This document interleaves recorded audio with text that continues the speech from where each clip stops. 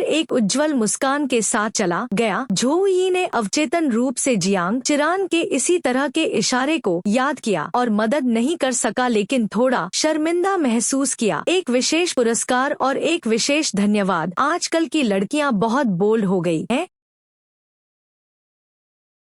कहीं और जू युझो अपने वरिष्ठों को रिपोर्ट कर रहा था। हमारी जांच के अनुसार इस बार राक्षसी आक्रमण की तुलना में 3 साल पहले उन्हें पूरे गेल पर्वत श्रृंखला में रुक रुक कर दिखाई देते देखा। जांच से पता चलता है कि राक्षसों ने मध्यम आकार की स्थानिक दरारों के माध्यम से यात्रा करने के तरीके में महारत हासिल कर ली है। प्राणी केवल बड़े पैमाने पर स्थानिक दरारों से ही गुजर सकते थे। वे केवल ब्लू स्टार पर आक्रमण कर सकते थे, और क्योंकि इतने बड़े पैमाने पर स्थानिक दरारें नहीं हैं, इसलिए किसी अन्य दुनिया के आक्रमण का समग्र खतरा अपेक्षाकृत कम था। लेकिन ब्लू स्टार पर मध्यम आकार की दरारें अनगिनत हैं। यदि अन्य सांसारिक जीव उनके माध्यम से आक्रमण कर सकते हैं, तो ब्लू स्टार को विलुप्त होने के स्तर के संकट का सामना करना पड़ेगा। 3 बार जांच की गई। सौभाग्य से हमने पाया कि केवल 30 स्तर से नीचे के अन्य प्राणी ही इन मध्यम आकार की दरारों से गुजर सकते हैं।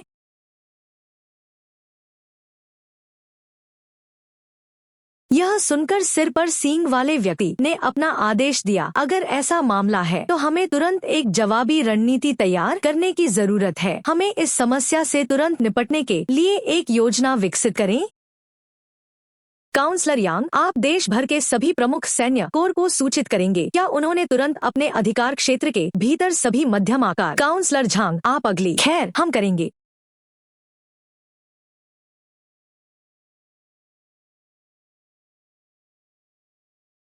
तो यहाँ प्रक्रिया है। तभी सुहोंग यूनिवर्सिटी के अध्यक्ष वांग वेई ने कमांडर जू से पूछा, क्या यह खुफिया जानकारी वास्तव में 18 साल के लड़के से आई थी?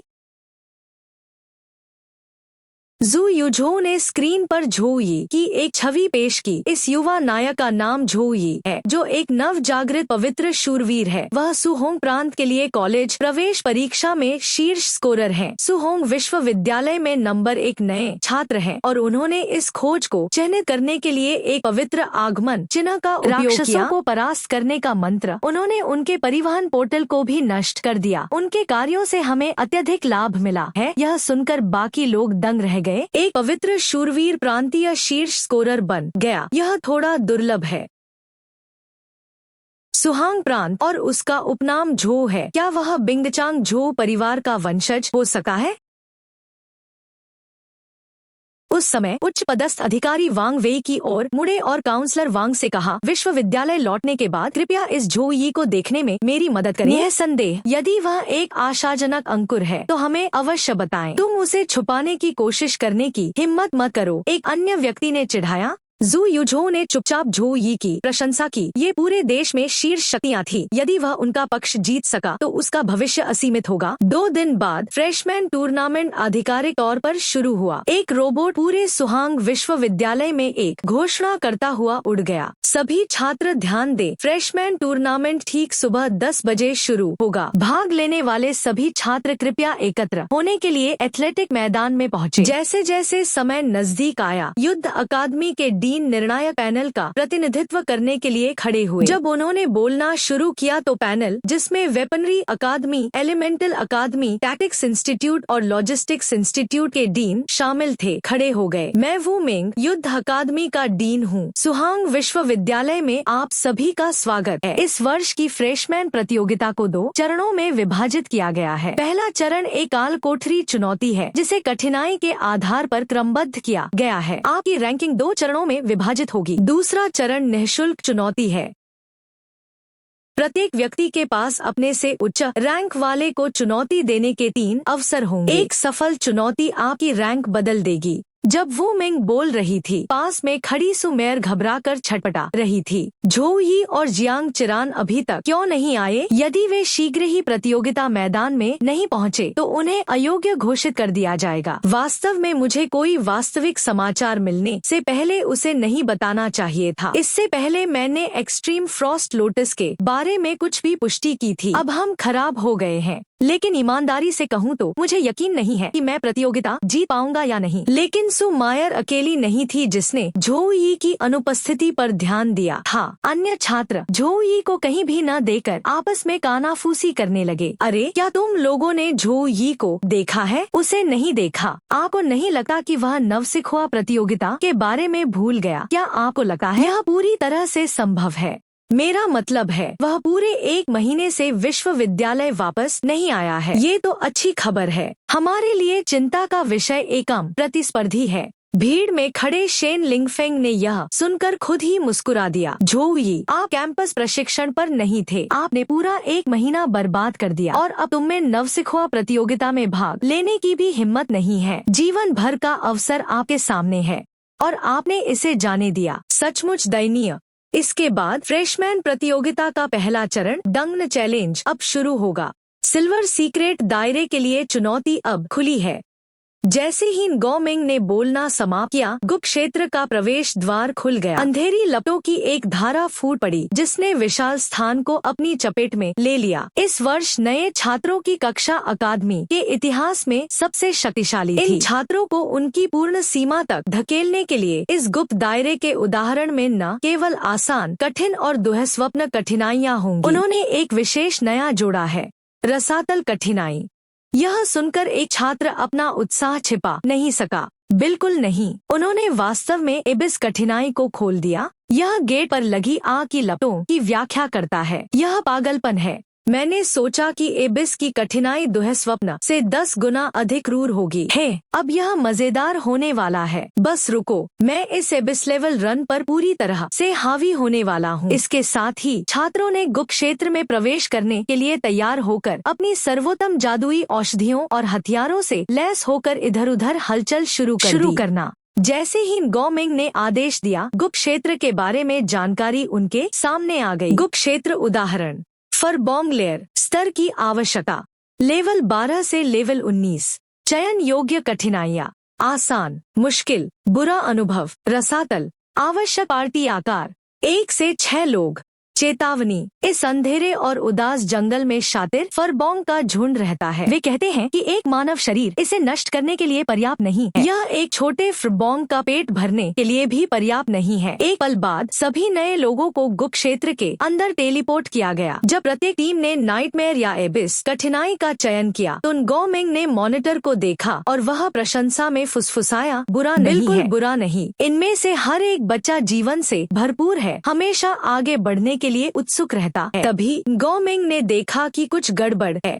मुझे संख्याएं 001 और 003 क्यों नहीं दिखती? सुमेर ने झिझकते हुए उत्तर दिया। हेडमास्टर को रिपोर्ट करते हुए 001 और 003 पवन चक्की पर उन्हें बयान शुरू करने के लिए एक सामान्य प्रधानाध्यापक की आवश्यकता है। उन्हें प्रशिक्षित करने के लिए हवा से टकराने वाली पर्वत श्रृंखला की आवश्यकता होती है और वे अभी भी वापस नहीं आए हैं। गौमिंग गुस्से में दहाड़ने लगी। नए छात्रों की प्रतियोगिता उनके संपूर्ण भविष्य, उनके पद और उन्हें प्राप्त होने वाले साधना संसाधनों को निर्धारित करती है। इतनी महत्वपूर्ण चीज के लिए उन्हें देर कैसे हो सकती है? सिर्फ इसलिए कि वे युवा हैं और उच्च पद पर हैं। वे अहंकारी और लापरवाह हो गए हैं। हेडमास्टर, झोउ यी ऐसे नहीं है। उसे केवल इसलिए देर हो गई क्योंकि सुमेर ने समझाने की कोशिश की, लेकिन इससे पहले कि वह अपनी बात पूरी कर पाती, गौमिंग ने अपने हाथ के झटके से उसकी बात काट दी। ऐसे विद्यार्थियों को अपना दृष्टिकोण सुधारने की आवश्यकता है। यदि वे नहीं दिखाते हैं तो वे भाग नहीं लेते हैं। उन्हें अंतिम स्थान दे। लेकिन उसी क्षण झोउ यी जियांग चिरान को अपनी पीठ पर लाकर अंदर आया। हम क्षमा चाहते हैं, हमें देर हो गई है। इसके साथ उन्होंने और जियांग चिरान ने तुरंत एबिस डिफिकल्टी का चयन किया। दोनों को तुरंत टेलीपोर्ट किया गया। प्रणाली, आप फरबोंग लेयर पर आ गए हैं। प्रणाली, आपने एबिस डिफिकल्टी का चयन किया है। चेतावनी, एबिस डिफिकल्टी के राक्षस असाधारण रूप से उन्मादी हैं। पल की सूचना पर अपने एस्केप टेलीपोर्ट का उपयोग करने के लिए तैयार रहें। आइए आशा करते हैं कि यह उतना ही कठिन है जितना वे कहते हैं, झोउ यी ने कहा जब उन्होंने blessing of the dawn, gift of courage, gift of the gods, guardian gift जैसे बफ्स की एक श्रृंखला को सक्रिय किया और साथ ही उन्होंने लड़ाई के लिए निकाला। राक्षस फरबोंग योद्धा स्तर 17, गुणवत्ता चांदी, कौशल संरक्षक का मुख्य उन्मादी हमला। राक्षस फरबोंग योद्धा स्तर 18, गुणवत्ता चांदी, कौशल आभा। लचीलेपन का युद्ध स्टॉम्प। झोउ यी ने उन गर्जनशील राक्षसों के आंकड़ों पर नजर डाली जो उस पर हमला करने की तैयारी कर रहे थे। आशा है कि आप लोग वास्तव में मुझे अपनी पूरी ताकत का उपयोग करने के लिए मजबूर कर सकते हैं, झोउ यी ने उत्साह से भरते हुए कहा, फिर अपनी कुल्हाड़ी घुमाते हुए हवा में ऊंची छलांग लगा दी। दूसरे क्षेत्र में जियांग चिरान उसका कौशल कर रहा था। Flash army breaker slash. वह लगातार अपने हथियार लहराती रही, तलवार की ऊर्जा की एक के बाद एक लहरें उछालती रही, जिससे एक विनाशकारी हमला हुआ जिसने दुश्मन की सुरक्षा को भेद दिया। इस बीच शेन लिंगफेंग ने अपनी लपटों की पूरी शक्ति पर ध्यान केंद्रित किया और अपनी सीमा तोड़ने वाली लौ मुट्ठी को खोल दिया। लक्ष्य इस हमले से निपटा जानवरों से मुकाबला करने के लिए बिल्कुल उपयुक्त। एक अन्य शीर्ष छात्र ने सीरैंग कौशल टॉर्नेडो सोल थ्रस्ट का उपयोग करने का विकल्प चुना। वह चारों ओर घूमता है, उछलता है और एक दुश्मन को जमीन पर गिरा देता है, जिससे वह अस्थायी रूप से अचंभित हो जाता है। लेकिन फिर भी एक साथ हमला करने वाले 16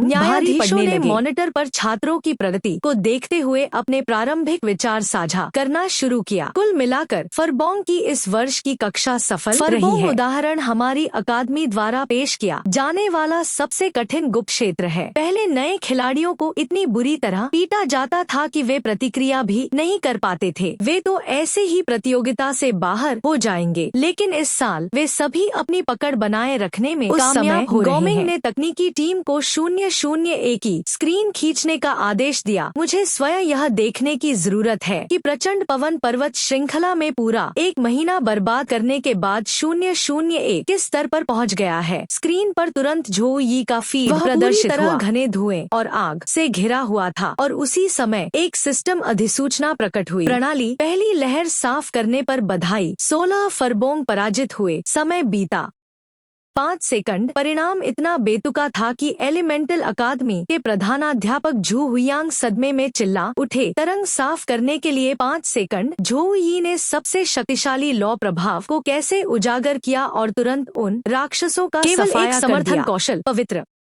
वेपनरी अकादमी के हेडमास्टर सोंग क्यूई ने अनिश्चित रूप से अनुमान लगाया जब तक कि झोउ यी की खुफिया स्थिति बेहद ऊंची न हो। गोमिंग ने ऐसा कुछ कभी नहीं देखा था, इसलिए उन्होंने तुरंत निष्कर्ष पर पहुंचने से परहेज किया और स्थिति का सावधानीपूर्वक विश्लेषण से निपटने के कौशल के कई कारण हैं। खुफिया आंकड़े, उन्नति प्रेमी, शक्तिशाली वृद्धि प्रेमी, पौराणिक खजाने। हम सिर्फ एक लड़ाई के बाद निश्चित नहीं हो सकते। यहाँ तक कि मेरे वर्षों के युद्ध अनुभव वाला कोई भी व्यक्ति जानता है कि लाइट व्हील की शक्ति कितनी मजबूत है। इसमें बहुत बड़े उस्ताद हैं, लेकिन यह उसके लिए असंभव है। इसे इस तरह से उपयोग करने के लिए वह किस प्रकार का कौशल है और यह कितना प्रभावी है। झोउ यी ने निश्चित रूप से पिछले महीने इसे बर्बाद नहीं किया। यह बच्चा दिलचस्प है। कम ही पता था कि वह जजों के बीच भारी हलचल पैदा कर रहा है। वह अभी भी पूरी तरह से युद्ध पर केंद्रित था। प्रकाश की सजा। जैसे ही झोउ यी ने बोलना समाप्त किया, हजारों बिजली के बोल्ट नीचे उतरे, राक्षसों पर प्रहार किया और उन्हें सीधे उनके पूर्वजों के पास भेज दिया।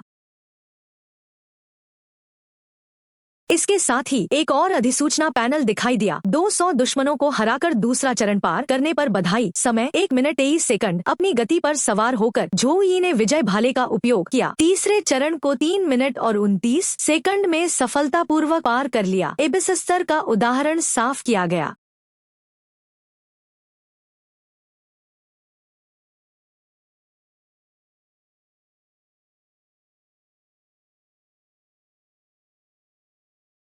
साफ समय 4 मिनट और 57 सेकंड। Rating SSS। आपको इस उदाहरण के लिए नए रिकॉर्ड धारक के रूप में मान्यता दी गई है।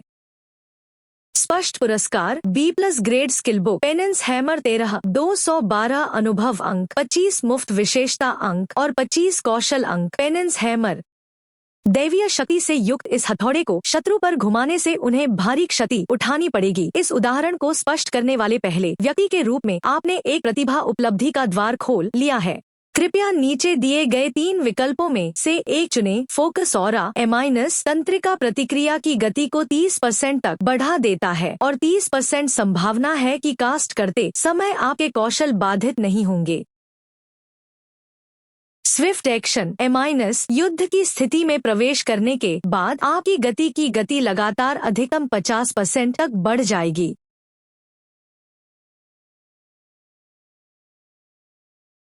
स्थिर सुरक्षा एमाइनस ढाल को हथियार के रूप में उपयोग करते समय आपकी अवरोधक शक्ति 30% बढ़ जाती है। अधिसूचना ने झोउ यी को आश्चर्यचकित कर दिया। सिर्फ एक उदाहरण पास करने से आपको नई प्रतिभा मिल सकती है। एक पेशेवर की ताकत काफी हद तक उसकी प्रतिभा से जुड़ी होती है।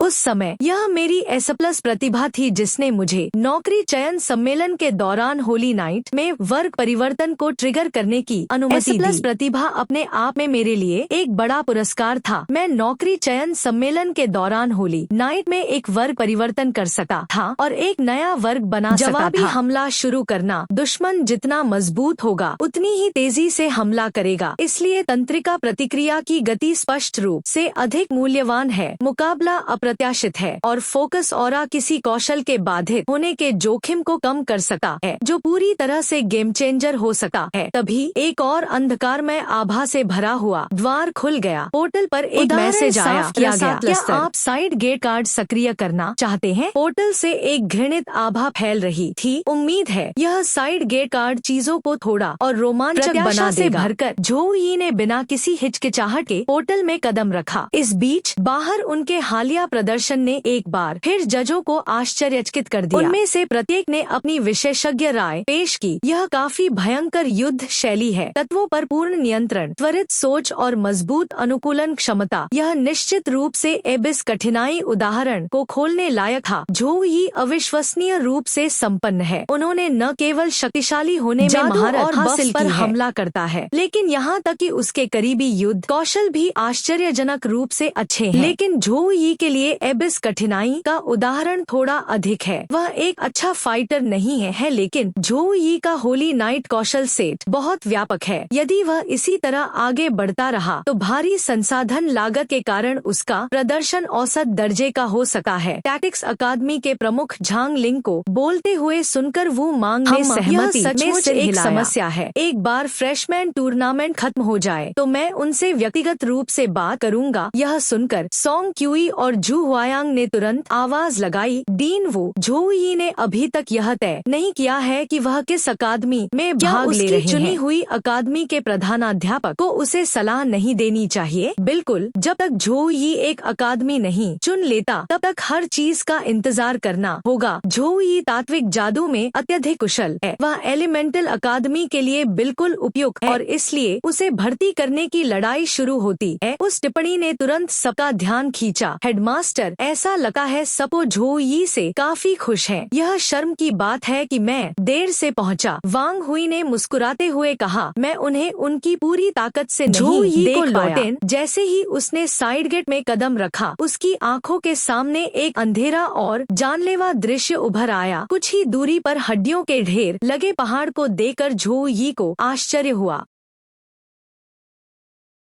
क्या यहाँ किसी प्रकार का दुष्ट देव अनुष्ठान आयोजित किया गया था? उसने हड्डियों के ढेर के ऊपर सिंहासन पर कंकाल को देखा और अपने प्रश्न का उत्तर दिया। यदि इस दुनिया में प्रकाश का कोई देवता मौजूद है तो निस्संदेह उसके अनुरूप भी कोई होना चाहिए। भगवान। दुष्ट देवता शब्द का तात्पर्य केवल अंधकार के देवता से नहीं है। यह अराजक पागल देवताओं के लिए एक सामान्य शब्द है। दोनों बहुत अलग हैं।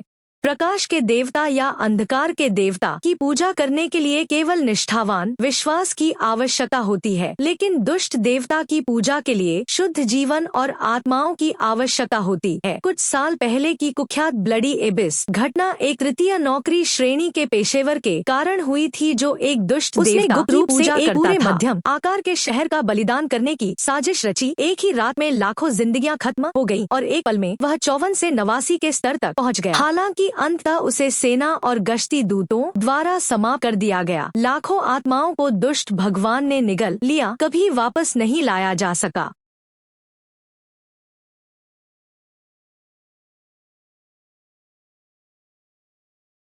उस दिन से झोंगशा साम्राज्य ने दुष्ट देवताओं की पूजा पर सख्ती से रोक लगा दी। किसी को भी पाए जाने पर मौके पर ही मार दिया जाएगा। लेकिन फिर भी दुष्ट देवताओं की पूजा करने वाली ताकतें बढ़ती रहीं और बहुत से लोग जोखिम उठाने को तैयार थे। निसंदेह यह केवल मनुष्य ही नहीं थे जो पूजा करते थे। दुष्ट देवता, बीस्टकिन, कल्पित बौने और यहाँ तक कि देवदूत भी उनकी पूजा करने में सक्षम थे। इस पर विचार करते हुए जू यी ने जमीन पर बने लाल जादुई घेरे पर कदम रखा। तुरंत ही जमीन पर गहरा बैंगनी धुआं छा गया। सिंहासन पर कंकाल और फिर राक्षस जाग गया। लेवल फरबोंग जनजाति के नेता का एक भूतिया विकास जो एक दुष्ट देवता के अनुष्ठान से बदल गया। बहुत समय हो गया जब से मैंने शुद्ध मांस और रक्त का स्वाद चखा है। तुम इंसानों की गंध बहुत स्वादिष्ट है, लेकिन आपके लिए बहुत बुरा है। मैं एक अमर प्राणी हूँ, शारीरिक क्षति से प्रतिरक्षित हूँ। यदि किसी अन्य योद्धा ने इस अंतिम माले को देखा तो वे संभवतः वहीं बेहोश हो जाएंगे, लेकिन जू यी ने बस अपनी कुल्हाड़ी उसके कंधे पर लटका दी और मनोरंजक लहजे में बॉस अच्छा लग रहा है, आओ और मुझसे मिलो। फिर उन्होंने अपने प्रारंभिक वक्तव्य के रूप में अपने कौशल होली लाइट टेम्पेस्ट का उपयोग करते हुए एक निश्चित सीमा के भीतर सभी दुश्मनों को मामूली जादुई क्षति पहुंचाने के लिए निर्दिष्ट स्थान पर संघनित होली लाइट के तूफान को बुलाया। कितना व्यर्थ है। बॉस ने बमुश्किल अपना वाक्य पूरा किया था कि वह भंवर में फंस गया और पूरी तरह से नष्ट हो गया। लेकिन कुछ ही क्षण बाद बॉस सुधर गया, पूरी तरह से निश्चिंत हो गया और कुछ प्रशंसा भी की। मानव, मैं मानता हूँ तुम्हारा पवित्र प्रकाश वास्तव में शक्तिशाली है, लेकिन महान भगवान जिया द्वारा मुझे दी गई अमर शक्ति के विरुद्ध आपके सभी प्रयास निरर्थक हैं। जू यी के चारों ओर आभा को और अधिक तीव्र होते देखकर बॉस ने ऐसी केंद्रित पवित्र रोशनी का अनुमान लगाया। ऐसा लगता है कि आप अपनी अंतिम चाल की तैयारी कर रहे हैं। यह काम नहीं करेगा। जो कुछ भी कर रहे हैं वह सिर्फ एक व्यर्थ संघर्ष है। अपने चरम का उपयोग करने के बाद आपके पास कितनी शक्ति बचेगी? अगली बार जब मैं पुनर्जीवित होऊंगा तो वह तुम्हारी मृत्यु का क्षण होगा। ओह, क्या यह ऐसा है? जू यी मुस्कुराया, फिर बॉस की ओर अपना हाथ उठाया। तुरंत प्रकाश का एक विशाल गोला सीधे बॉस पर चला गया, जिससे वह पीड़ा से चिल्लाने लगा। लेकिन जब वह वाष्पीकृत हो रहा था तब भी वह ललकारते हुए चिल्लाया, मैंने तुमसे पहले ही कहा था, तुम मुझे नहीं मार सकते। इसके साथ ही जू यी ने अपनी बात रखी और बॉस पर लगातार हल्के गोले दागे, जिससे यह सुनिश्चित हो गया कि इस बार वह वापस नहीं आएगा। कालकोठरी पूरी करने पर बधाई।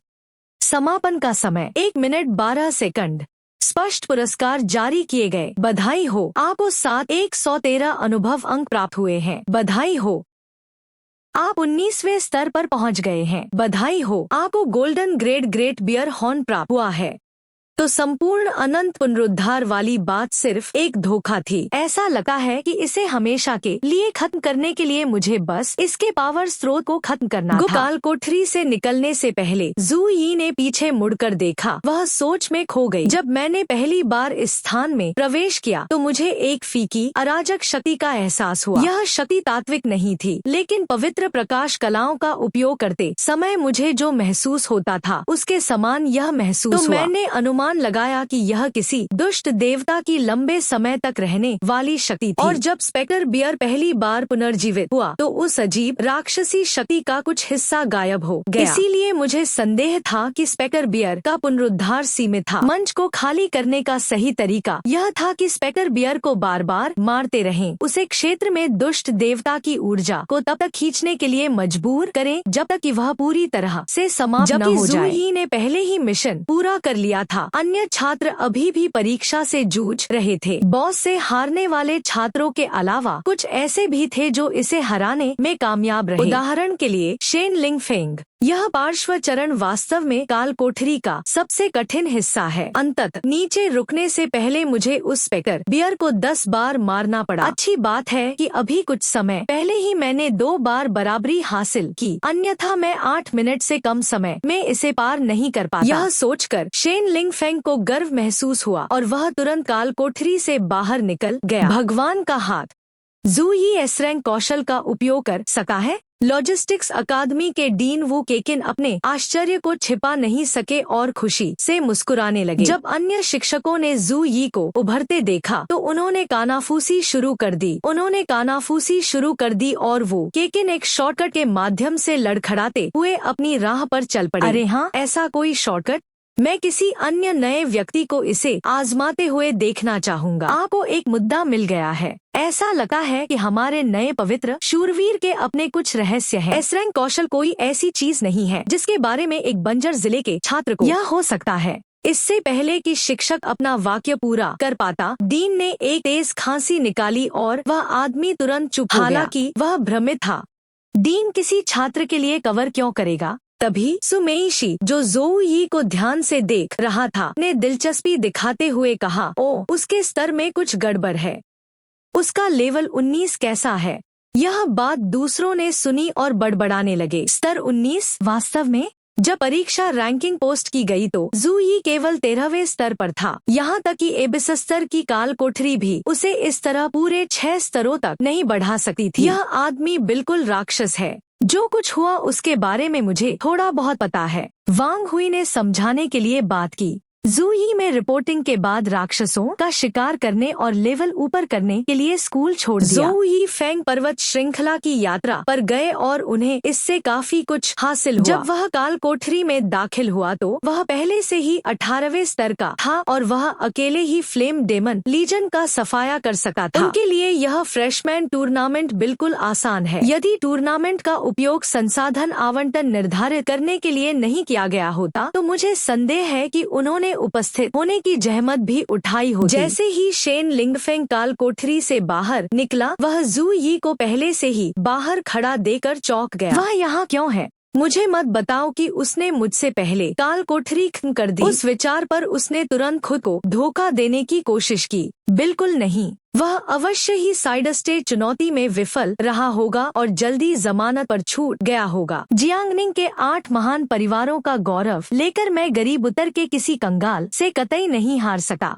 शेन लिंगफेंग ने खुद को अपने कौशल को वापस लेने और अपनी सामान्य उपस्थिति पर लौटने के लिए कहा। फिर उसने बिना एक शब्द भी कहे वहां से गुजर रही जोऊ यी पर घृणा भरी दृष्टि से घूरा। इससे जोऊ यी पूरी तरह से चकित रह गया। सारे गुस्से में क्या है? क्या वह काल कोठरी में विफल रहा या कुछ और? तभी उसे बहुत दूर से एक चीख सुनाई दी। जोऊ यी ने तुरंत चीख की और देखा और जियांग चिरान को काल कोठरी पोर्टल से मुक्त रूप से बाहर आते देखा। ध्यान रहे, जोऊ यी चिल्लाया और फ्लैश की तरह तेजी से जियांग चिरान को पकड़ने के लिए दौड़ा। भाई जोऊ यी, मुझे पता था कि आप मुझसे अधिक तेजी से काल कोठरी को साफ कर देंगे। जियांग चिरान ने बहुत स्वाभाविक रूप से जोऊ यी को गले लगाते हुए कहा। भाई? जोऊ यी ने जियांग चिरान को भ्रमित होकर देखा। आप मुझसे कुछ महीने बड़े हैं तो क्या मुझे आपको भाई नहीं कहना चाहिए? जियांग चिरान ने लापरवाही से उत्तर दिया। फिर ठीक है, चूंकि यह एक छोटी सी चीज थी, जोऊ यी ने इसके साथ जाने का फैसला किया। उसी समय जियांग चिरान जैसे छात्रों का एक पूरा समूह काल कोठरी पोर्टल से बाहर आ गया। लेकिन वे जियांग चिरान की तरह भाग्यशाली नहीं थे कि उन्हें एक आकर्षक व्यक्ति ने पकड़ लिया और ऐसा लग रहा था कि काल कोठरी के अंदर उनके लिए समय बिताना आसान नहीं था। जैसे ही वे वास्तविक दुनिया में वापस आए तो उन्होंने दर्द से चिल्लाना और मदद की भीख मांगना शुरू कर दिया। टीम उस तक पहुँचे। जल्दी करो, सुमेनी ने उन्हें तत्काल आदेश दिया, क्योंकि वह एक गंभीर रूप से घायल छात्र का इलाज करने के लिए दौड़ी। 1 घंटे बाद आखिरकार सभी छात्र सुरक्षित बाहर निकल आए। वू मिंग ने गुप्त क्षेत्र का प्रवेश द्वार बंद कर दिया और घोषणा की कि चरण 1 आधिकारिक तौर पर समाप्त हो गया है। अब हम रैंकिंग और स्पष्ट समय की घोषणा करेंगे। आखिरकार मैं इंतजार करते करते थक गया। शेन लिंगफेंग सहजता से मुस्कुरा रहे थे, लेकिन जब उन्होंने स्कोर बोर्ड पढ़ा तो प्रथम स्थान जोऊ यी। काल कोठरी साफ करने का समय 4 मिनट और 57 second. Side stage clear time 1 minute 12 second. दूसरा स्थान शेन लिंगफेंग। काल कोठरी साफ करने का समय 13 मिनट और 35 second. Side stage clear time 7 minute 42 second. तीसरा स्थान जियांग चिरान। चौथा स्थान सोंग जियाओलान। 5वां स्थान किन फेंग। उसने वास्तव में मुझसे पहले एबिस काल कोठरी को साफ कर दिया और वह पूरे 15 मिनट तेज था। इस वास्तविकता को स्वीकार करने में असमर्थ शेन लिंगफेंग को ऐसा लग रहा था जैसे वह पागल हो रहा है और ड्रैगन के बने खंभे पर चढ़ रहा है और वह आंतरिक रूप से शाप दे रहा है। आपने ग्रैंड परीक्षा में शीर्ष स्कोरर के रूप में मेरा स्थान चुरा लिया और अब आपने फ्रेशमैन टूर्नामेंट में नंबर 1 के खिताब में मेरा स्थान चुरा लिया। मुझे परवाह नहीं है कि आपने यह कैसे किया, लेकिन आगामी दूसरे चरण में शेन लिंगफेंग ने ज़ो यी पर खंजर से गोली चलाई। मैं तुम्हें अवश्य अपनी एड़ी के नीचे कुचल डालूंगा। ज़ो यी को पता नहीं था कि शेन लिंगफेंग क्या सोच रहा था। वह उस लड़के की अत्युत्साही हरकतों से हैरान था। वह इतना ऊपर क्यों चढ़ रहा है? अब सभी के लिए निःशुल्क चुनौती का दूसरा चरण शुरू होगा। जैसे ही वू मेंग ने ताली बजाई, तैरते अखाड़ों की एक श्रृंखला दिखाई दी।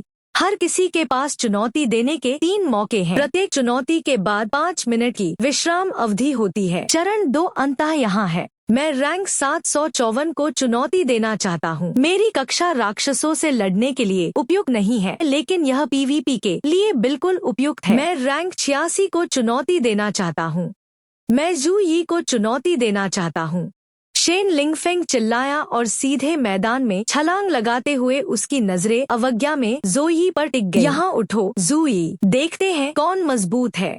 जियांग चिरान ने ज़ो यी के साथ कुछ जानकारी साझा की। वह जियांग निंग परिवार से दूसरे नंबर पर शेन लिंगफेंग है। उसके पास अत्यंत दुर्लभ फ्लेम ड्रैगन ब्लड लाइन है। क्योंकि तुमने दिखाया कि सुहुंग में नंबर 1 बनने का उसका सपना टूट गया, यही कारण है कि वह तुमसे इतनी नफरत करता है। वह स्पष्ट रूप से मेरे स्तर के करीब भी नहीं है, फिर भी वह पूरी तरह से अनभिज्ञ है। नफरत में अंधा हो गया, कैसा बेवकूफ है। उस विचार के साथ ज़ो यी ने मैदान में छलांग लगा दी। मुझे आशा है कि आप इसमें अपना सब कुछ दे सकते हैं। चलो ज़ो यी चलते हैं। एक पवित्र शूरवीर बनाम एक निडर।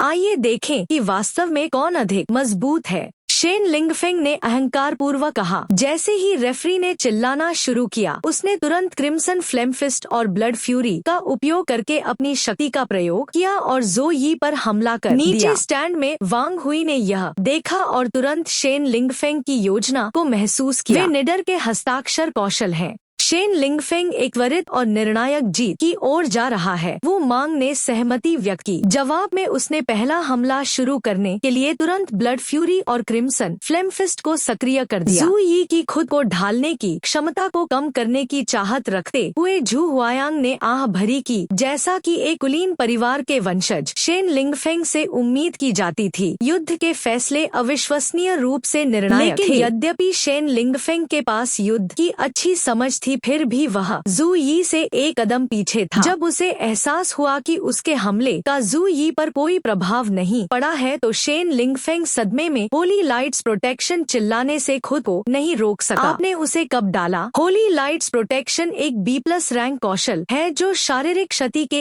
एक हिस्से का विरोध कर सकता है। यही वह कौशल था जिसका उपयोग मैं बिल्कुल नहीं चाहता था, और अंत में मैं अभी भी एक कदम बहुत धीमा था। शेन लिंगफेंग ने अपनी गलती पर अफसोस जताया। एक बुद्धिमान विकल्प। आपका हमला वास्तव में तेज था, लेकिन पवित्र प्रकाश की सुरक्षा को तैनात करने में मुझे केवल 0.1 सेकंड का समय लगा है। ज़ो यी ने अपने पश्चाताप के हथौड़ा को बाहर निकालते हुए कहा, वास्तव में उम्मीद कर रहा था कि आप मुझे वास्तविक लड़ाई दे सकते हैं, इसलिए मैं जानबूझकर पहले हमला करने से पीछे हट गया। क्षमा करें, लेकिन आप यह मेरे लिए नहीं कर रहे हैं। इसके साथ ही ज़ो यी ने हथौड़े को ऊंचा घुमाया और उसे सीधे शेन लिंगफेंग के चेहरे पर दे मारा, जिससे वह हवा में गिर गया और उसके चेहरे के बल जमीन पर जा गिरा, जिससे उसकी लौ की ढाल एक पल में चकनाचूर हो गई। इतनी शक्ति कैसे हो सकती है? जब शेन लिंगफेंग का ध्यान भटक रहा था, तो उसे अचानक एहसास हुआ कि ज़ो यी पहले से ही उसके ठीक ऊपर थी। उसके हाथ में हथौड़ा चलने ही वाला था। मैं इससे बच नहीं सका। नहीं, मैं हार नहीं सका।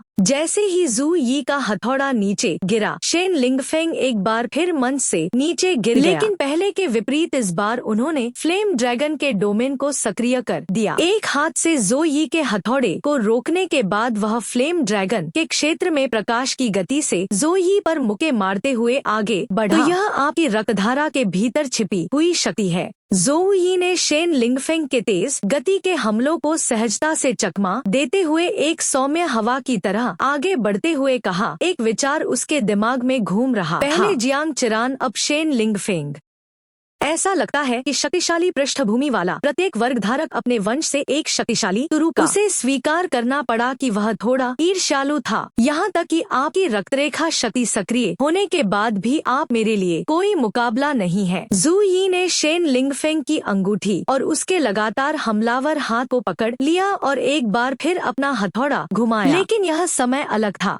शेन लिंगफेंग वास्तव में हमले से बचने में कामयाब रहे, जिसने जू यी को भी आश्चर्यचकित कर दिया। मेरी फ्लेम ड्रैगन वंशावली केवल करीबी मुकाबले तक ही सीमित नहीं है। आज मैं आपको फ्लेम ड्रैगन के डोमेन ड्रैगन्स ब्रीथ की असली ताकत दिखाऊंगा। इसके साथ ही शेन लिंगफेंग ने अपना मुंह खोला और जू यी की ओर आग उगल दी। वाह, यह dragon breath flame dragon bloodline का सिग्नेचर ब्लडलाइन कौशल है। शेन लिंगफेंग को अपने तुरु के पते का उपयोग करने के लिए मजबूर किया गया था, और चूंकि जू यी किसी विशेष वंशावली का उपयोग नहीं कर रहा है, इसलिए वह अब गंभीर नुकसान में हो सकता है। हारने वाली है। जियांग चुरन पहले से ही चिंतित थी और भीड़ की बातचीत सुनकर उसकी चिंता और बढ़ गई। मंच पर जू यी ने अपनी पवित्र लपटों के प्रभामंडल को सक्रिय कर दिया और शेन लिंगफेंग के ड्रैगन ब्रीथ की संपूर्ण आभा को अवशोषित कर लिया, जिससे शेन लिंगफेंग को अचानक भयानक पूर्वाभास हुआ। जू यी की आंखों में जो भाव था, उससे उसे ऐसा महसूस हुआ जैसे कि वह अपने राजा के सामने एकमात्र विषय है। उसके सामने वास्तविकता को स्वीकार करने में असमर्थ शेन लिंगफेंग ने जिद करके जू यी पर अपने ड्रैगन की सांसें जारी रखी। यह बेकार है, तुम्हारी लपटें मेरे नियंत्रण से बच नहीं सकती। जू यी ने शेन लिंगफेंग के ड्रैगन ब्रीथ को अपने हाथ में इकट्ठा कर लिया, फिर अपने हथौड़े को घुमाया और आग की लपटों को उनके मालिक की ओर वापस भेज दिया। ये लड़ाई काफी लंबी चल चुकी है, इसे खत्म करने का समय आ गया है। मुझे हराने के लिए अपनी ही लपटों का इस्तेमाल करने की कोशिश कर रहे हैं। सपने देखते रहो, मुझे आग की लपटों पर नियंत्रण वापस लेते हुए देखें। शेन लिंगफेंग ने इसका प्रतिकार करने के लिए एक कौशल का इस्तेमाल किया, लेकिन उन्हें झटका लगा कि आग की लपटें अपने रास्ते पर बढ़ती रहीं और सीधे उनके चेहरे पर लगी और उन्हें ठंडा कर दिया। शेन लिंगफेंग बेहोश हो गए थे। जू यी विजेता थी। जैसे ही रेफरी ने परिणाम की घोषणा की, मेडिकल टीम शेन लिंगफेंग का इलाज करने के लिए दौड़ पड़ी। वह अहंकारी क्रोधी शुरू से अंत तक पूरी तरह से कुचला गया, और इससे भी अधिक यह स्पष्ट है कि उसका प्रतिद्वंद्वी भी पूरी ताकत नहीं लगा रहा था। यदि वह अपनी पूरी ताकत दिखा दे तो वह कितना भयानक होगा। अपनी उच्च रैंक और अविश्वसनीय युद्ध भावना के साथ यह कोई आश्चर्य की बात नहीं है कि वह शेन लिंगफेंग पर हावी रहा। आपको एक मुद्दा मिल गया है। किसने सोचा होगा कि वह केवल एक महीने में स्तर 5 तक पहुंच सकता है? जब हर कोई चर्चा कर रहा था, वो मिंग ने अपनी ठुड्डी को मंच की ओर झटका दिया। उसकी आवाज मनोरंजन से भरी थी। देखो, एक और प्रांतीय चैंपियन है। दाववादी पोशाक में एक खूबसूरत लड़की जू यी को चुनौती दे रही है। मैं सोंग हलान लेवल 17 स्पिरिट दाववादी हूँ। मैं आपके निर्देश की प्रतीक्षा कर रहा हूँ। स्पिरिट डाओइस्ट जिया साम्राज्य में एक विशेष अत्यंत दुर्लभ उन्नत वर्ग था। वे विभिन्न तावीजों और सीलिंग कलाओं का उपयोग करने में माहिर थे। यह पुष्टि करने के बाद कि जो यून की अजीब बीमारी उसके रक्त जागरण के कारण थी, पुजारी ने इसे नियंत्रित करने के लिए कुछ जादुई सीलिंग कलाओं का उपयोग करने का सुझाव दिया। मैंने कभी नहीं सोचा था कि मुझे यहाँ किसी से मिलने का सौभाग्य मिलेगा।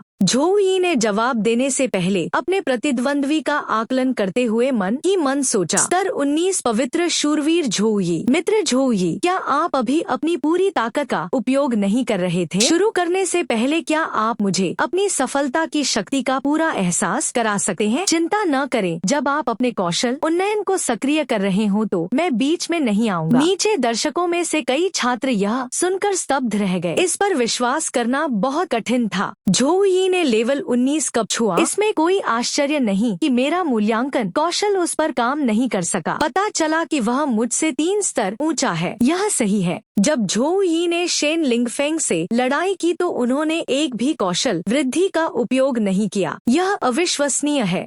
क्या गुयुन प्रांत के प्रतिष्ठित सोंग परिवार की युवा महिला सोंग हलान इस क्षेत्र में काम करने का लाइसेंस रखने वाला एकमात्र परिवार नहीं है? सोंग हलान ने जो कहा उसे देकर जू यी दिलचस्पी से मुस्कुराए और जवाब दिया कि पीछे हटने की जरूरत नहीं। मैं तुम्हें वही दूंगा जो तुम चाहते हो। फिर मामला तय हो गया। सोंग हलान ने हाथ जोड़कर मुस्कुराते हुए कहा, और इसके साथ ही उनकी लड़ाई आधिकारिक तौर पर शुरू हो गई।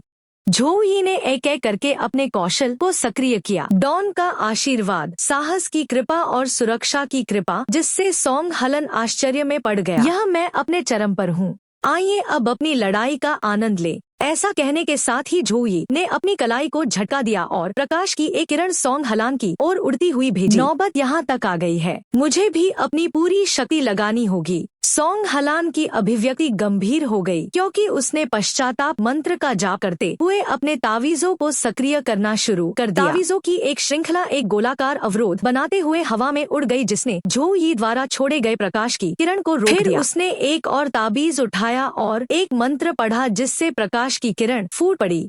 जैसे ही सोंग हलान ने भागने के लिए उड़ते धूल के बादल का इस्तेमाल करने की कोशिश की, उसे पता चला कि झो यी अब वहाँ नहीं है जहाँ वह खड़ा था। जैसे ही वह सावधानी से अपने आसपास का निरीक्षण कर रही थी, उसने अपने ठीक पीछे से झो यी की आवाज सुनी। क्या तुमने सचमुच सोचा था कि तुम मेरा पीछा करने से बच जाओगे, सिर्फ अपनी स्थिति बदलने से? जैसे ही वह बोला, झो यी ने अपनी कुल्हाड़ी घुमाई। सोंग हलान ने तुरंत प्रतिक्रिया व्यक्त की और एक ताबीज का उपयोग करके एक ढाल बनाई जिससे झो यी के आश्चर्यजनक हमले को सफलतापूर्वक रोक दिया गया। लेकिन वह आश्चर्यचकित हुए बिना नहीं रह सकी कि वह मेरे पीछे कब आया। ईमानदारी से कहूँ तो मेरे सभी स्वचालित रक्षा गियर सक्रिय होने के बाद भी मैं मुश्किल से इसे पकड़ पा रहा। मुझे लगता है कि इस कदम पर मुझे सब कुछ जोखिम में डालना होगा। उसका मन बना लिया। सोंग हलान ने समय बचाने के लिए झो यी पर कई आग के गोले दागे और फिर राक्षसों की एक सेना को बुलाने के लिए मंत्र का जाप किया। 20 सैनिकों की रचना देखकर आश्चर्यचकित रह गए। यह देखकर झो यी मनोरंजन के साथ मुस्कुराया और दिलचस्प कहा, मुझे सेम से सैनिक बनाने की ताओवादी कला देखने की उम्मीद नहीं थी। सोंग हलान के आदेश पर 20 सैनिक एकजुट होकर आगे बढ़े। झो यी ने कुछ ही चालों में पूरी सेना को ढेर कर दिया, लेकिन वे तुरंत पुनर्जीवित हो गए और अपना हमला फिर से शुरू कर दिया। इन सैनिकों से निपटना स्वयं कठिन नहीं है, लेकिन उनमें प्रेतों के समान पुनर्योजी क्षमता होती है। ये थोड़ा परेशानी भरा है। ऐसा लगता है कि इन सैनिकों को वास्तव में नष्ट करने का एकमात्र तरीका उनके दिमाग को काट देना और उनकी मैना आपूर्ति का उपयोग करना है। जैसे ही झो यी ने इस पर विचार किया, उसने सोंग हलान के बढ़ते भ्रम के खिलाफ लड़ना जारी रखा। यह बेतुका है। मेरी सैनिक संरचना इतनी मजबूत है कि एक लेवल 30 पेशेवर को रोक सकती है, फिर भी झो यी इसे आसानी से संभाल रहा है। जैसे ही सोंग हलान विचार में खोया हुआ था, झो यी एक बार फिर हवा की तरह आगे बढ़ी और अपनी कुल्हाड़ी घुमाई। सोंग हलान ने तुरंत आत्मसमर्पण में अपने हाथ ऊपर उठा दिए। मैं हार मानता हूँ। झो यी जीत गया। झो यी ने हैरान भाव से पूछते हुए अपना हमला रोक दिया। क्या आप मेरे साथ वास्तविक लड़ाई नहीं करना चाहते थे? हम एक ही लीग में भी नहीं हैं। मैं तहे दिल से अपनी हार स्वीकार करता हूँ। सोंग हलान ने हंसते हुए धीरे से जवाब दिया, क्या आप मजाक कर रहे हैं?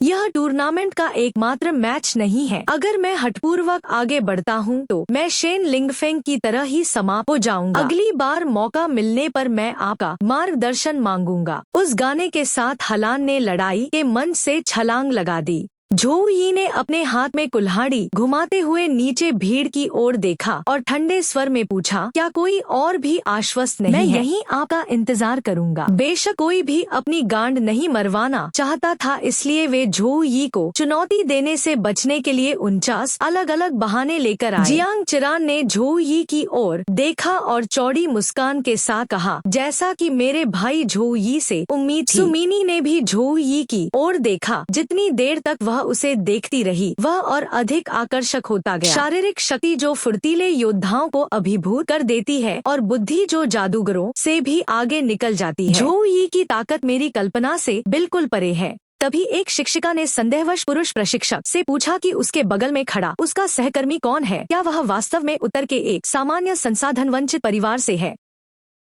वह फ्रेशमैन रैंकिंग में शीर्ष पर है। प्रतिभा शब्द अब उसका वर्णन करने के लिए भी पर्याप्त नहीं है। वह एक राक्षस है। उसी समय वू मिंग ने डीन के चेहरे पर तनावपूर्ण भाव देखे और मन में सोचा कि दूसरा दौर लगभग समाप्त हो गया है। विभाग प्रमुखों के लिए छात्रों की भर्ती शुरू करने का समय आ गया है। यह कहने की जरूरत नहीं है कि झो यी हर अकादमी का प्राथमिक लक्ष्य होगा। सुमीनी को भी इसका एहसास हुआ, इसलिए वह मुड़ी और वू मिंग डीन से फुसफुसाई, निश्चिंत रहें, मैंने पहले ही तैयारी कर ली है। यह झो यी मैं उसे पा लूंगा। मेरे पास वह होना ही चाहिए। कहीं और कोई इस मौके का फायदा उठा रहा था कि शेन लिंगफेंग झो यी के साथ मैच के छात्रों ने सफलतापूर्वक अपनी रैंक बढ़ाने के लिए उन्हें चुनौती दी, जबकि शेन लिंगफेंग की रैंक अनियंत्रित रूप से गिर गई। हालांकि शेन लिंगफेंग गुस्से में था, लेकिन वह कुछ नहीं कर सका था। लेकिन अंदर ही अंदर कोसता रहा, बस मेरी चोटें ठीक होने तक इंतजार करें। मैं आप सभी को दिखाऊंगा कि सच्चा पछतावा कैसा होता है। आधे घंटे बाद दूसरे दौर में सभी के लिए निःशुल्क चुनौतियां अंततः समाप्त हो गईं। शीर्ष रैंकिंग क्रमशः झोउ यी, जियांग चिरान और सोंग शियाओलान को मिली। इसके साथ ही पूरा फ्रेशमैन टूर्नामेंट आधिकारिक तौर पर संपन्न हो गया। अब जब सभी को उनके रहने की व्यवस्था को फिर से रैंक किया गया था और क्रेडिट भी फिर से वितरित किया जाएगा। लेकिन भले ही आपकी रैंक कम हो और आपके कुछ अंक हों, तो भी चिंता करने की कोई जरूरत नहीं है। जब तक आप कड़ी मेहनत करने के इच्छुक हैं, स्कूल अधिक अंक अर्जित करने के कई तरीके प्रदान करता है। इसके बाद अकादमी की शुरुआत हुई। सबसे पहले हमारे 5 डीन अपनी 5 अकादमियों के शैक्षिक दर्शन का संक्षिप्त विवरण देंगे। वू मेंग ने अपनी अकादमी वॉर अकादमी की शुरुआत करने वाले पहले व्यक्ति होने की बात कही। हालांकि बड़े पैमाने पर अलौकिक आक्रमणों का अंधकार युग खत्म हो गया है, फिर भी अनगिनत पेशेवर हर साल युद्ध के मैदान में अपने जीवन का बलिदान देते हैं। वॉर एकेडमी का लक्ष्य हमारे छात्रों में मजबूत व्यावहारिक युद्ध क्षमताओं को विकसित करना है, ताकि चरम और क्रूर युद्ध के मैदान पर उनकी जीवित रहने की दर को बढ़ाया जा सके। हमारी युद्ध अकादमी का आदर्श वाक्य है। एलिमेंटल अकादमी केवल उन वर्गों से भर्ती करती है जो मौलिक जादू पर ध्यान केंद्रित करते हैं। मैं आपको मौलिक शक्ति की सच्चाई का पता लगाने के लिए प्रेरित करूंगा। हथियार अकादमी वह जगह है जहां हम विभिन्न प्रकार के कौशल पर निर्भर रहने के बजाय हथियारों के प्रभावी उपयोग को बढ़ाने के लिए प्रशिक्षण देते हैं। हमारी हथियार अकादमी में आएं।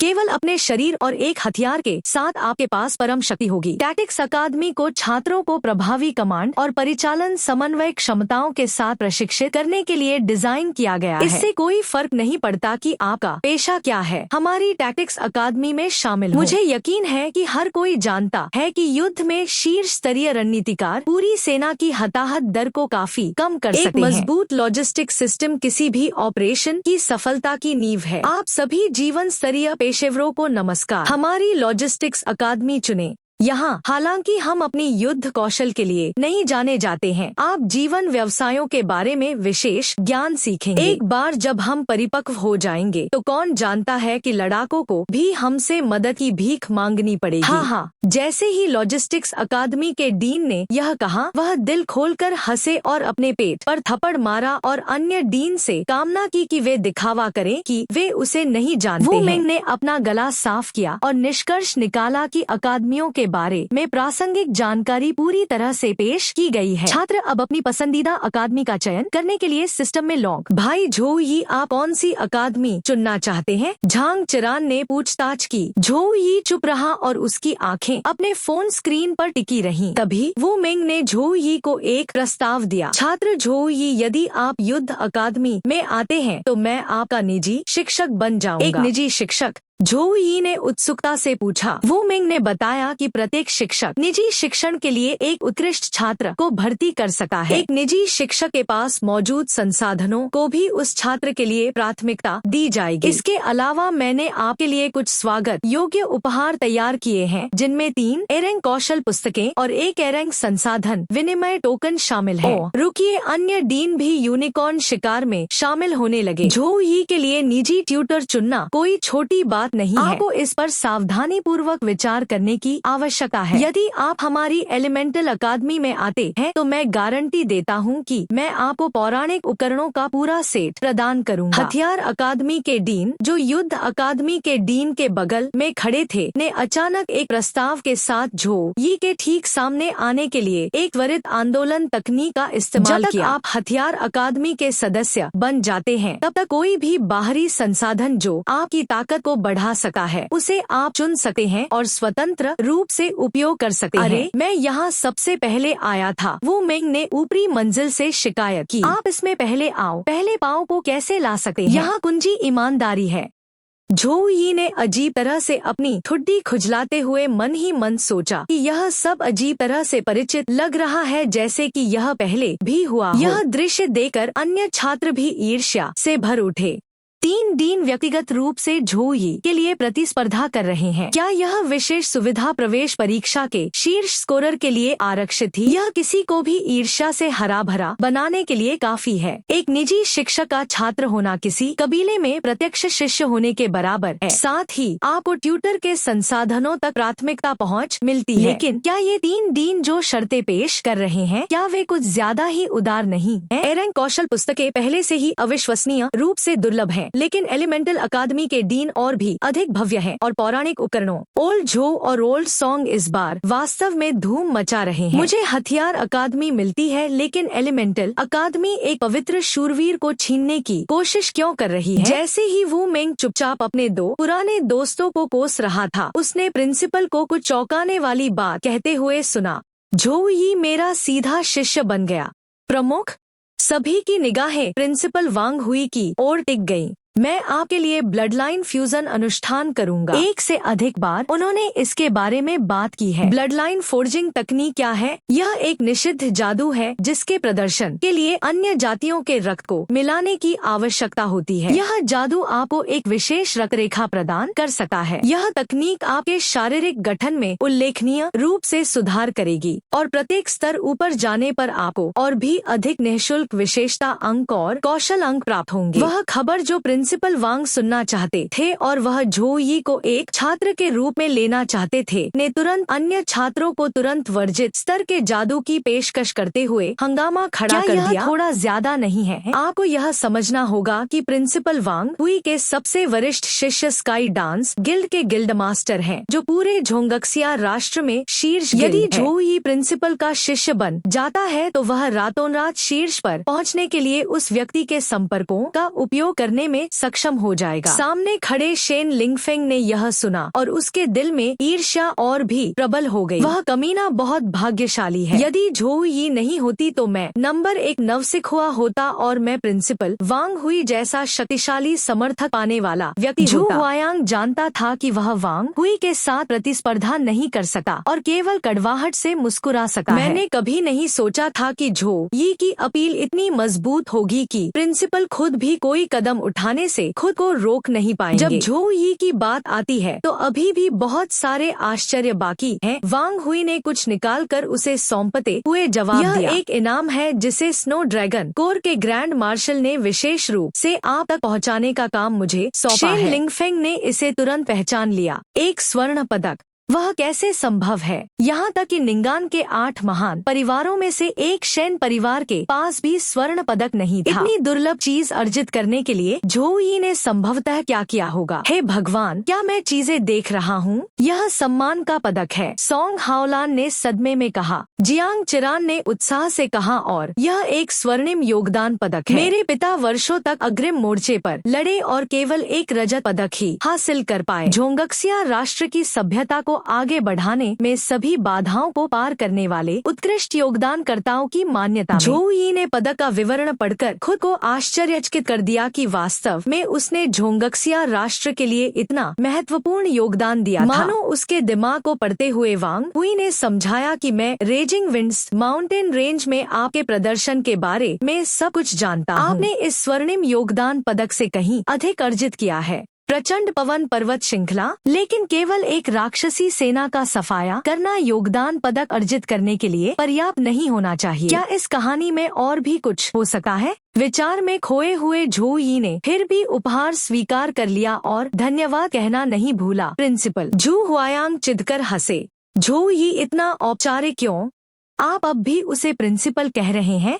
झो यी तुरंत समझ गया। उन्होंने वांग हुई के सामने सिर झुकाया और कहा कि शिक्षक, आपका छात्र बनकर मैं बहुत सम्मानित महसूस करूंगा। बर्बाद करने के लिए कोई समय नहीं है, मैं तुम्हें अभी ले चलता हूँ। इसके साथ ही वांग हुई ने झो यी को भगाने के लिए अपनी आध्यात्मिक शक्ति का इस्तेमाल किया। हुआंग वुमेंग खुशी खुशी जियांग चिरान के पास पहुंचा, लेकिन इससे पहले कि वह कुछ कह पाता, सोंग क्यूई ने उसे रोक दिया। मिस जियांग चिरान, यदि आप मेरी निजी शिष्या बनने के लिए सहमत हैं, तो मैं वादा करता हूं कि मैं आपको वे सभी संसाधन दूंगा जो मैंने झो यी के लिए अलग रखे थे। सोंग, क्या तुम जानबूझकर मेरे रास्ते में आने की कोशिश कर रहे हो? हम्फ। चूंकि प्रिंसिपल ने झोउ यी को छीन लिया है, इसलिए मैं आपको जियांग चिरन तक पहुंचने नहीं दूंगा। हमारे नायक झोउ यी को वापस वांग हुई के निजी विला में लाया गया, जहां वह मुख्य रूप से कुछ बेहद मूल्यवान वस्तुओं को संग्रहित करने के लिए उपयोग करता था। अगर तुम्हें किसी भी चीज की जरूरत हो तो तुम मुझे ढूंढने के लिए यहाँ आ सकते हो। सबसे पहले मैं आपको ब्लडलाइन फोर्जिंग तकनीक के लिए आवश्यक सामग्री चुनने में मदद करूंगा। झोउ यी ने मन ही मन सोचा कि यह विला प्रिंसिपल वांग की निजी तिजोरी होगी। आपको अंदर और बाहर जाने के लिए टेलीपोर्ट करना होगा। यह सोहोंग प्रांत के बाहर या शायद पूरी तरह से झोंगक्सिया राष्ट्र के बाहर भी स्थित हो सकता है। उसी समय झोउ यी के सामने एक जादुई चक्र प्रकट हुआ। वांग हुई ने तात्विक शक्ति एकत्रित की और उसे याद दिलाया कि एक बार रक्तरेखा फोर्जिंग तकनीक लागू हो जाने के बाद यह आपकी रक्तरेखा को मौलिक रूप से बदल देगी। इसके अलावा अधिकांश लोग निषिद्ध आंसू मंत्र के आकर्षण की ओर आकर्षित होते हैं, लेकिन वे सबसे महत्वपूर्ण घटक मौलिक रक्त को पूरी तरह से नजरअंदाज कर देते हैं, जो परिवर्तन का मूल बनता है। सामान्य मनुष्य की रक्तधारा की क्षमता अत्यंत सीमित होती है। जैसे जैसे आप स्तर बढ़ाते हैं, प्रत्येक स्तर से आपको मिलने वाला लाभ धीरे धीरे कम होता जाएगा। यही कारण है कि कई पेशेवर जो अपनी कक्षा में उन्नति के बाद एक समतल दीवार पर चढ़ जाते हैं, वे अपनी ताकत बढ़ाने के लिए अन्य जातियों के खून के साथ जुड़ना चुनते हैं। यह सुनकर झोउ यी रोने के अलावा कुछ नहीं कर सका। वह हैरान था।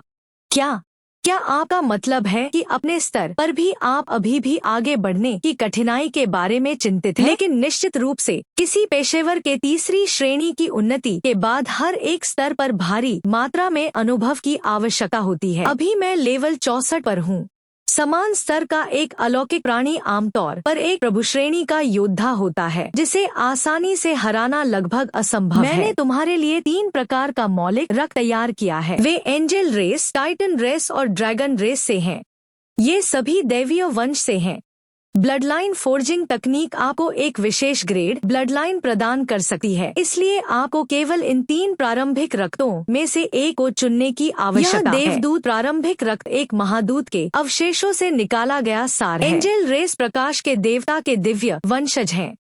यदि आप देवदूत सामग्री के साथ जुड़ते हैं तो आपको पवित्र आत्मीयता विशेषता उच्च श्रेणी की प्रकाश विशेषता प्राप्त होगी। टाइटन कबीले का मानना है कि थंडर भगवान का जन्म बिजली पर काबू पाने की क्षमता के साथ हुआ था। इसके साथ जुड़ने से आपके द्वारा उपयोग किए जाने वाले किसी भी बिजली कौशल की शक्ति में काफी वृद्धि होगी। ग्रेट ड्रैगन कबीले शुद्धतम ड्रैगन वंशावली वाले ड्रैगन भगवान के प्रत्यक्ष वंशज है। संलयन के बाद यह सभी जानवरों के कुलों, स्वर्गदूतों, टाइटन्स और महान ड्रैगन को दबाने की क्षमता प्रदान करेगा। ये सभी उच्च श्रेणी की दौड़ेन हैं। कम से कम 60 स्तर की सिस्टम की मदद से भी मैं अभी भी इस दुनिया को पूरी तरह से नहीं समझ पाया हूँ। मैं यूं ही कोई आकस्मिक निर्णय नहीं ले सकता। सोच में खोए हुए झोउ यी ने झिझकते हुए वांग हुई टीचर से पूछा कि आपकी राय में मुझे किसे चुनना चाहिए? मेरी वर्तमान स्थिति के लिए कौन सा सबसे उपयुक्त है?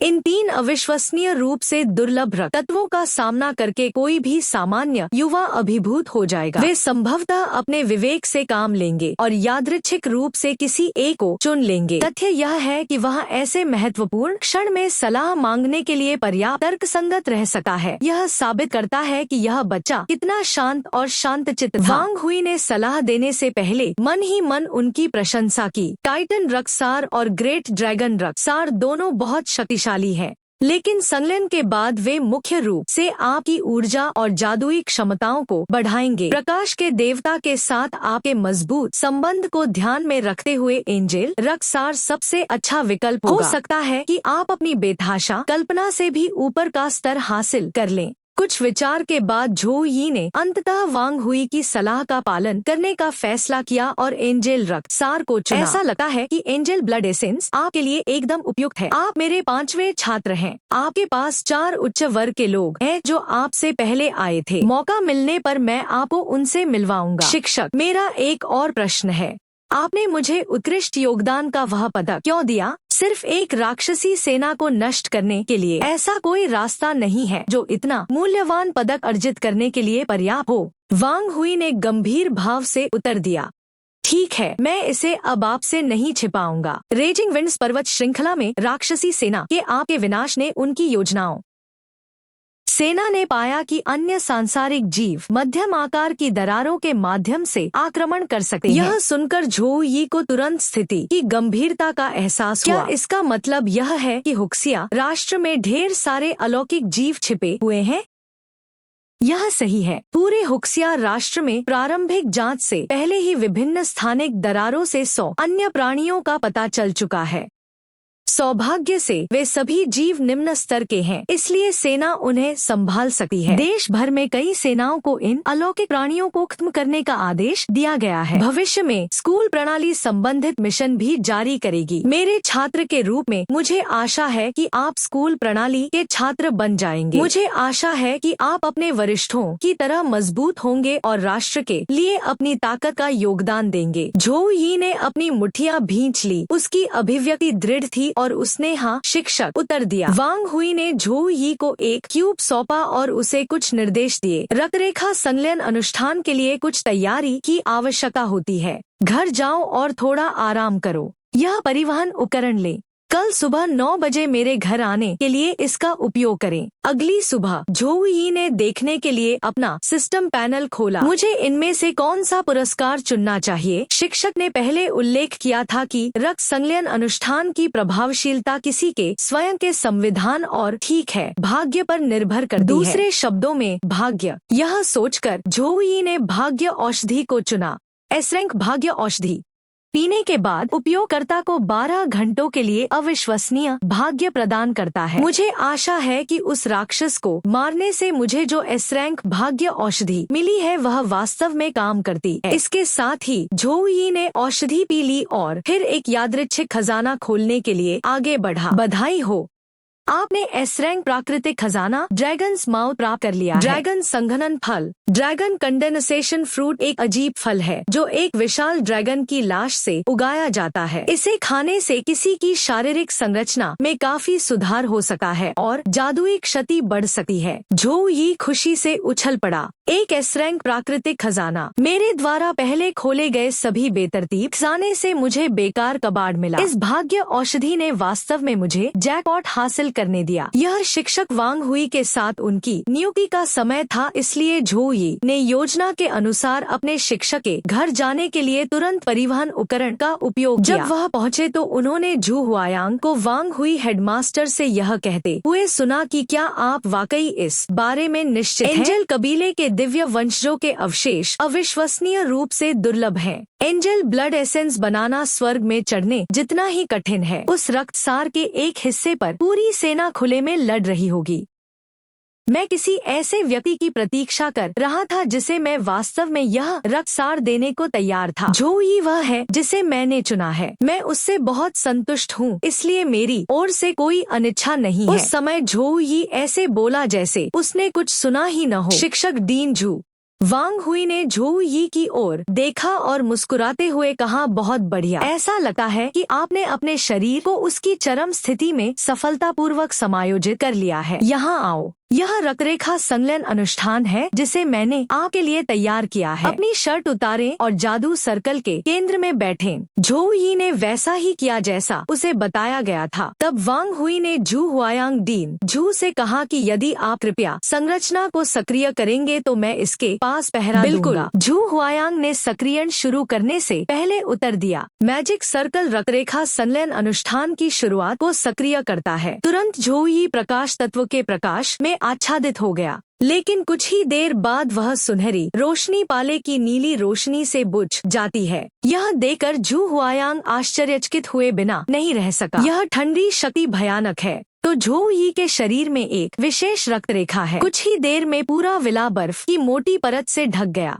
अपनी मंत्रमुग्ध करने वाली भुजा को देखकर जो अब ठोस रूप से जमी हुई है, झू हुआयांग और भी चकित हो गया। यदि झोउ यी को एक जादूगर में बदलना था तो इस भयानक ठंड शक्ति के साथ वह भविष्य में एक शीर्ष स्तरीय बर्फ जादूगर बन सकता था। मैं जानता था कि झोउ यी की बहन एक फ्रॉस्ट ब्लडलाइन जागृत कर रही थी, इसलिए मैंने अनुमान लगाया कि उसके पास भी ऐसा ही कुछ हो सकता है। एंजल ब्लडलाइन उच्चतम स्तरीय ब्लडलाइनों में से एक है। संलयन के दौरान यह किसी भी अन्य निम्न गुणवत्ता वाली रक्त रेखाओं को दबाने वाला माना जाता है, इसलिए मैंने इस पर ज्यादा ध्यान नहीं दिया। लेकिन अब एंजल और फ्रॉस्ट वंशावली वास्तव में एक दूसरे को पीछे धकेलते हुए टकरा रही हैं। फ्रॉस्ट की वंशावली इतनी उच्च गुणवत्ता वाली होने के कारण मुझे डर है कि झोउ यी की पृष्ठभूमि सामान्य के अलावा कुछ भी हो। वांग हुई ने भौहें चढ़ा ली और मन ही मन सोचते हुए कहा कि ऐसा लगता है कि सभी मानव संकर वंशावली शाश्वत के शुरुआती खिलाड़ियों से आई है। इटरनल के वास्तविकता में विलीन हो जाने के बाद खिलाड़ी का वर्ग स्तर जितना अधिक होगा, उनकी वंशानुगत विरासत उतनी ही अधिक होगी। वे पूरी तरह से अनलॉक कर सकते हैं। झोउ यी के शरीर में ठंडी शक्ति एंजल ब्लड लाइन का विरोध करने में सक्षम है। दूसरे शब्दों में उनके पूर्वज एक उच्च स्तरीय खिलाड़ी थे जो शुरू से ही शाश्वत की दुनिया में शामिल हो गए थे। अन्यथा एकमात्र वंशज के रूप में उसके लिए इतनी भयानक फ्रॉस्ट वंशावली को जागृत करना असंभव होगा। यदि फ्रॉस्ट ब्लड लाइन विरोध नहीं कर रही होती तो एंजल ब्लड लाइन पहले ही झोउ यी के शरीर में पूरी तरह से मिल चुकी होती। लेकिन अभी फ्रॉस्ट और एंजल परिवार एक संघर्ष में फंसे हुए हैं। भले ही फ्रॉस्ट रक्तरेखा अंततः समाप्त हो जाए, फिर भी एंजल रक्तरेखा का बहुत कुछ नहीं बचेगा। एंजल ब्लड एसेंस क्रिस्टल की इतनी बड़ी मात्रा खोने का मतलब यह हो सकता है कि अंतिम परिणाम एकल ए रैंक वाली एंजल ब्लड लाइन का उपयोग करने जितना अच्छा भी नहीं होगा। ऐसा करने का एकमात्र तरीका इसे भाग्य पर छोड़ देना है। यदि हम जबरन संलयन अनुष्ठान को बाधित करते हैं तो झोउ यी को क्यूई विचलन का सामना करना पड़ेगा और मर जाएगा। चलो आशा करते हैं कि भाग्य उसका साथ दे, चू हुआयांग ने आह भरते हुए कहा। इस बीच जब झोउ यी ने दो परस्पर विरोधी रक्त रेखाओं से पीड़ादायक दर्द को सहन किया तो कुछ अप्रत्याशित घटित हुआ। चेतना का द्वार सक्रिय हो गया है।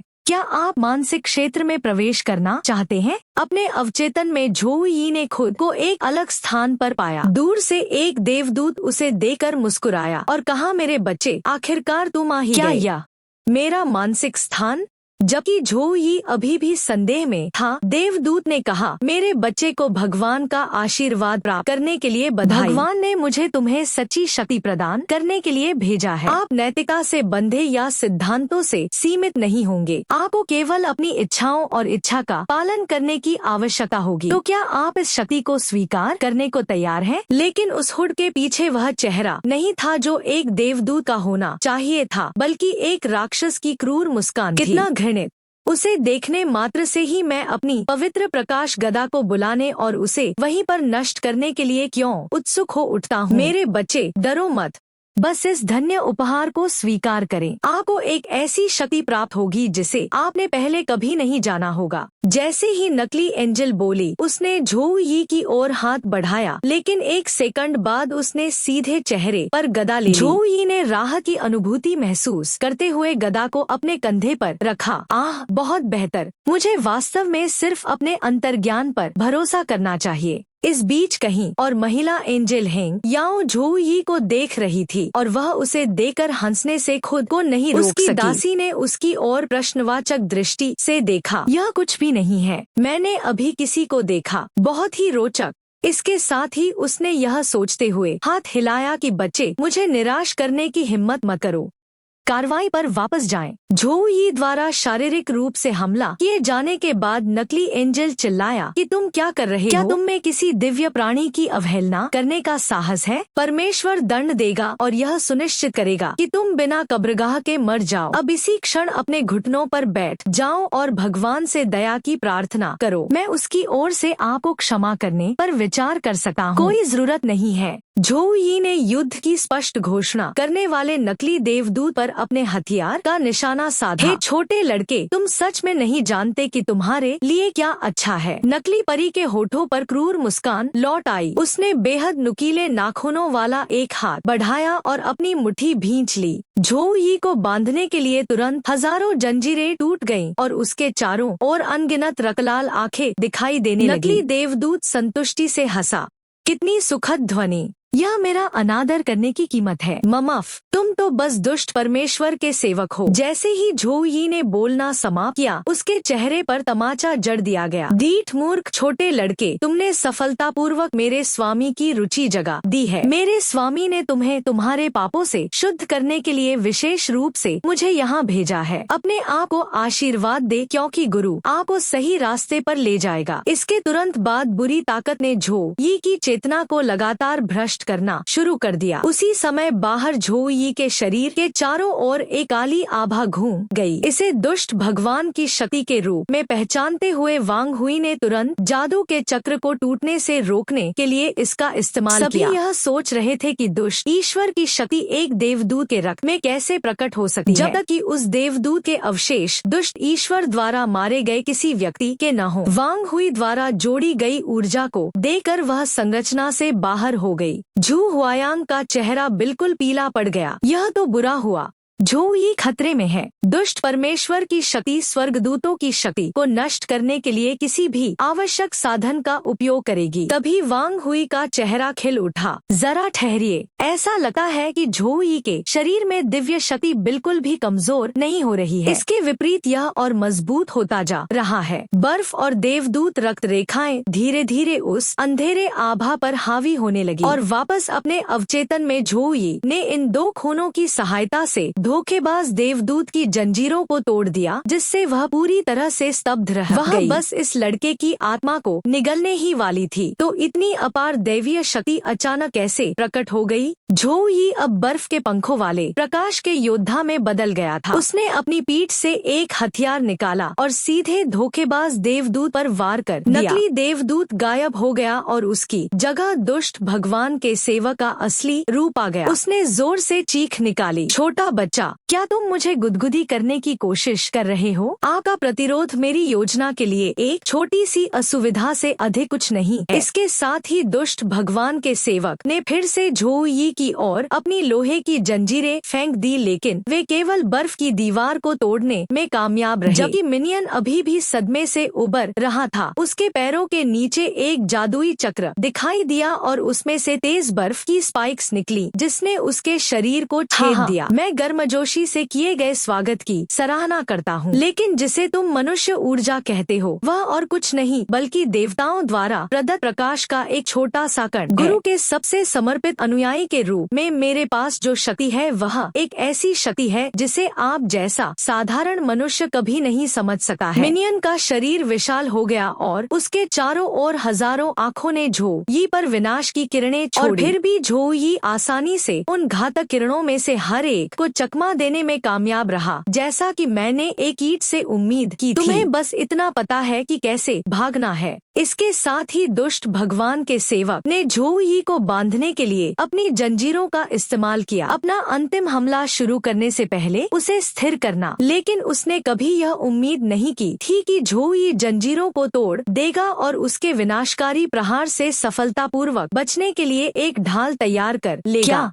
दुष्ट भगवान का सेवक हैरान रह गया, लेकिन वह तुरंत संभल गया और अपनी हजारों आंखों से प्रकाश किरणें निकालता हुआ अपना हमला जारी रखा। पहले की तरह झोउ यी ने हर हमले को खूबसूरती से टाल दिया, यहाँ तक कि मिनियन के मुख्य शरीर की दूरी को कम करने में भी कामयाबी हासिल की। एक ही शक्तिशाली उंगली के प्रहार से उसने प्राणी को पूरी तरह से नष्ट कर दिया। उसी क्षण आकाश से प्रकाश का एक गोला उतरा।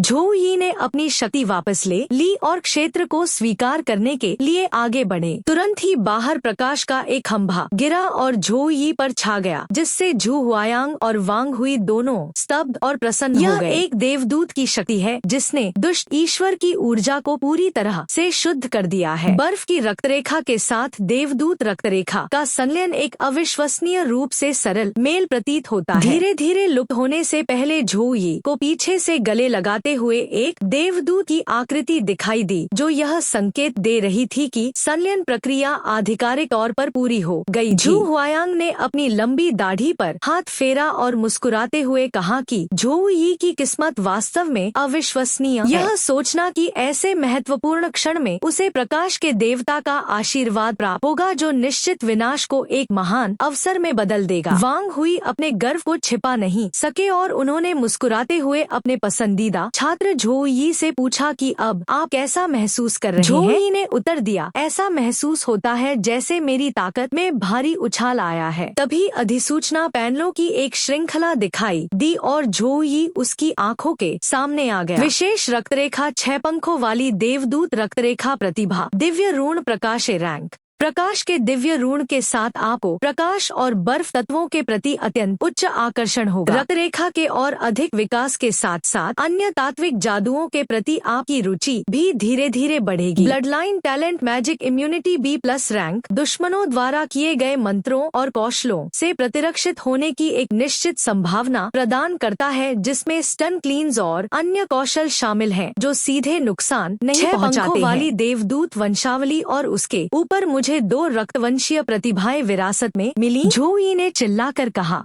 यह सुनकर झू हुआयांग की आंखें आश्चर्य से फैल गईं। 6 पंखों वाला देवदूत, ऐसा लगता है कि आपका ब्लड लाइन फ्यूजन अत्यधिक सफल रहा। यह संपूर्ण देवदूत कुल में सबसे ऊंचा स्तर है। इसके अलावा जैसे जैसे आपकी रैंक बढ़ती है, 6 पंखों वाली देवदूत वंशावली से आपको जो प्रतिभाएं विरासत में मिली हैं, वे S+ रैंक तक विकसित होती रह सकती हैं। मास्टर झो यी ने हस्तक्षेप किया। मुझे डिवाइन एंजल बॉडी नामक एक S+ रैंक गुप्त ब्लड लाइन कला भी मिली। झो यी अभी अभी सामने आए नोटिफिकेशन को पढ़ते हुए हकलाने लगा। Secret blood line 8 divine angel body S+ rank शरीर में संग्रहित ब्लड लाइन शक्ति के एक हिस्से को उजागर करता है और इसे 6 पंखों वाले एंजल वंशज में बदल देता है। स्तर जितना ऊंचा होगा उतनी ही अधिक रक्तरेखा शक्ति जारी की जा सकती है। जितना अधिक आप स्तर 50 से पहले जारी करेंगे, आपको चेतावनी दी जाएगी कि आपके एंजल ब्लड लाइन की शक्ति पूरी तरह से अवशोषित और परिष्कृत नहीं हुई है। इस गुप्त कला का उपयोग करने के बाद आप एक कमजोर स्थिति में प्रवेश करेंगे। आगे बने और अभी गुप्त कला का उपयोग करने का प्रयास करें। मुझे देखने दो कि तुम कितना कुछ कर सकते हो।